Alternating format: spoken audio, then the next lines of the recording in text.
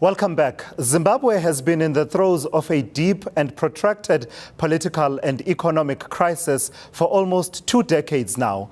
But the political landscape has changed so dramatically in the last few months, it's almost unrecognizable. Not only has longtime ruler Robert Mugabe fallen and been replaced by military strongman Emmerson Mnangagwa, but the death of opposition stalwart Morgan Tsvangirai in February has left his party at a crossroads. Nelson Chamisa now leads the party and is set to be its presidential candidate later this year. I sat down with him and began by asking him what state the party is in the post-Tsvangirai era.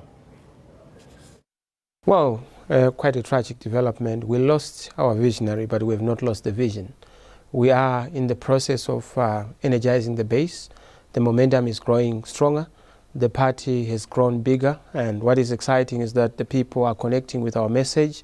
We have had fantastic reception in the country, and we are excited. Yeah, you've been on the campaign trail and you're campaigning as an MDC alliance. How is that going, that project going? Do you have all the finer details on lockdown in terms of who would play what role in the case that you would win the elections later this year? Indeed, unity is power, and you're aware that where people are together, where there's convergence, you also have a synergy of not just efforts, but capacities and resources. So we've come together as 7 political parties, and of course the guidance of the late icon, our legend, Dr. Richard Morgan Tsvangirai. His vision is what we are carrying forward as a legacy to make sure that we are united. ZANU-PF is divided, is imploding. It has split into almost 6 political parties now, and MDC is coming together. We've just come together. All the political parties that had emerged from MDC have now converged, and we are seeing that together we are more. Let me suggest to you, you're presenting to me a half picture of what's really happening. The words you just used to describe ZANU-PF, some would say exactly describe yourselves as the MDC, because, I mean, sitting from the outside looking in, it would seem since the death of Morgan Tsvangirai, you've had more troubles yourselves, with the result that Dr. Thokozani Kupe, for example, who was long-time vice president of the MDC, is out of the party and has had to start her own formation. Well, that's not correct. She has not started any formation. She has had to be disciplined by the party. And disciplining of one individual does not cause problems for an organization. Organizations are driven by discipline, unit of purpose, direction, and the vision to make sure that we win the election. That has not shaken the base. If anything, that has actually strengthened the base. So it's an exciting story, I must say. The picture is good. The party is uniting. We are talking about the organs of the party, not individuals. Yes, individuals can find their way here and there, but we are in the process of making sure that even for Dr. Thokozani Kupe, she's back in the fold, because to be more is to be strong. I do think we do need to go to the core of why she had to leave the party. This is someone who was vice president, and in terms of the MDC's constitution, the 2011 constitution, in the absence of the president, she was automatically meant to become the acting president till the next special Congress. Then there was the 2014... That's incorrect. What's the correct position? The correct position is that there are 3 deputy presidents in the party, and nobody can arrogate to themselves any acting position other than what is conferred to an individual by the National Council. Where does this position come from? Yes, that is in the constitution of the party. The 2014 constitution? There is no 2014 constitution, there is a party constitution. I don't know why you want to time it and to give it some chrono factor. There is one party constitution, which constitution is very clear that when there is the demise of a leader, there has to be an acting vice president. Of the 3 vice presidents, there has to be one of them acting, and that can only be done by the National Council. But how come the Constitution on many points it refers to the vice president, and only 1 or 2 points does it say vice presidents, as in the plural? And also, why would someone like Lovemore Maduku, the person who was behind the writing of the MDC Constitution, be planning to challenge you in the way that you came to occupy the position of MDC president, if this was in the Constitution? Dr. Maduku is not challenging Nelson Chamisa, he's challenging the MDC. And it's not the first time that Maduku has done it. He did it against President Richard Morgan Tsvangirai when he was supporting my brother Tendai Biti and others. And he did not succeed, and he will not succeed again this time round. Of course, the reason why he's pushing that I would not know.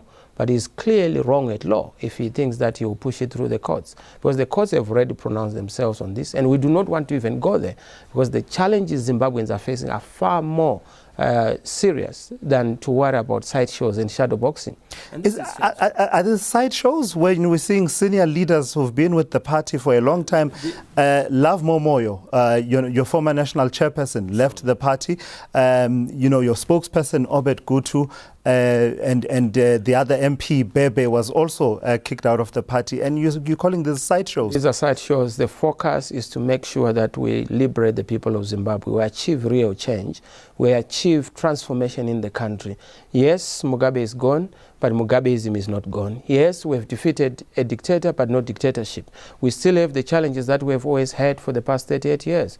Those are the issues we want to fix. Governance issues, the economic transformation, social transformation, making sure that we have an inclusive society, shared society. Those are the issues we are focusing on. We are not interested in people's positioning. That's not the focus. The focus is about the proposition we are giving to Zimbabweans to make sure that we have a fighting chance, we have a real opportunity for transformation this 2018. Are you a power monger?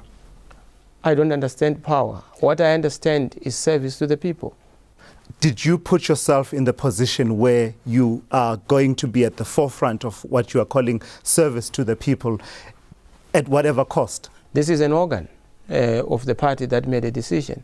I don't choose myself. I don't self-appoint. Properly constituted, that National Council. Precisely. There's never been any challenge to that. And I must say that all these things you are mentioning are clearly sideshows.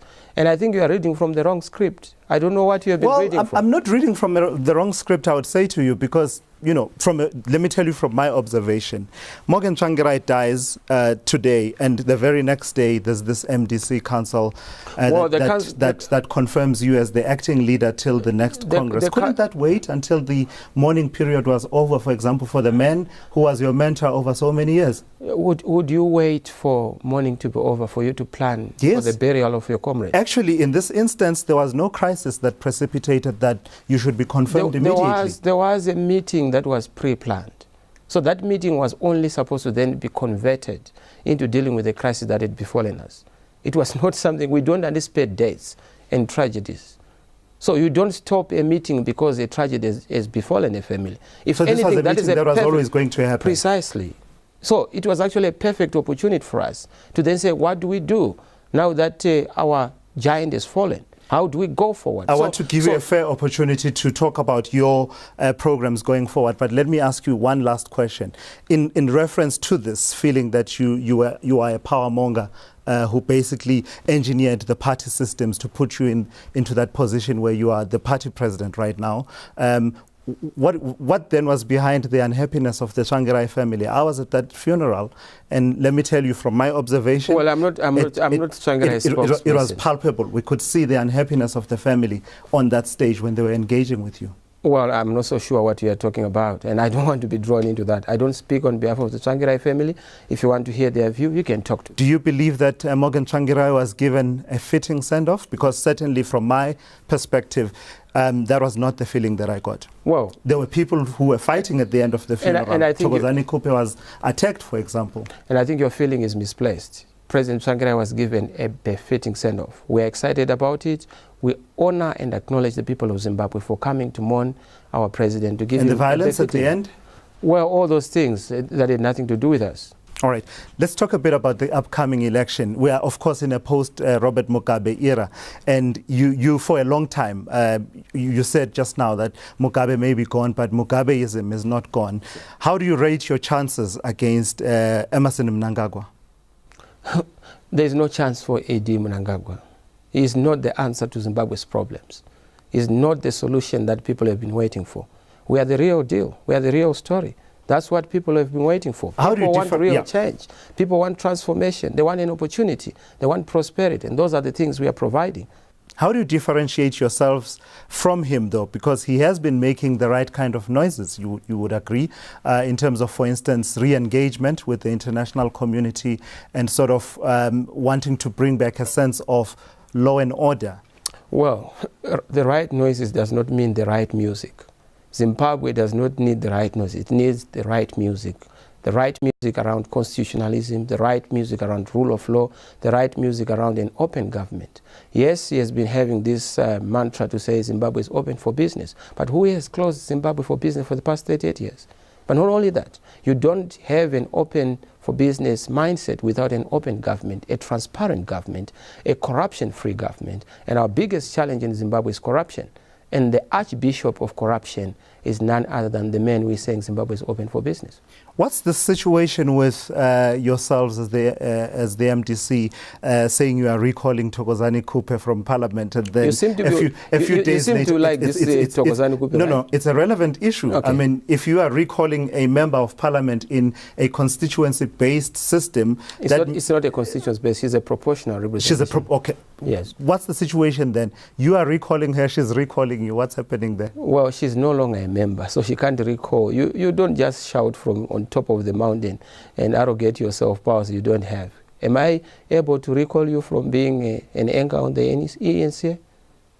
So that for you is null and void, that question? We call it a brutal foreman at law, a harmless thunderbolt. So have you talked with your alliance partners about what different roles? We are very clear about our roles. We are very clear about our roles. As far as we are concerned, this election is for us to lose. We have everything in our favor. We have time. We have the campaign. The people of Zimbabwe are supporting us. The message is connecting with the people of Zimbabwe. People want real transformation. People want real change.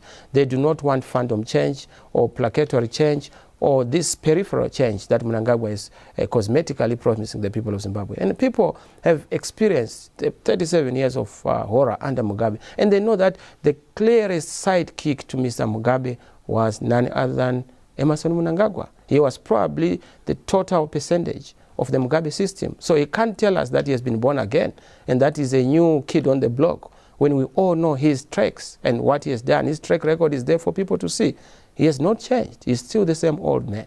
A haircut does not change a person in character. MDC leader Nelson Chamisa speaking to me there earlier. After the break, our winner and loser of the week.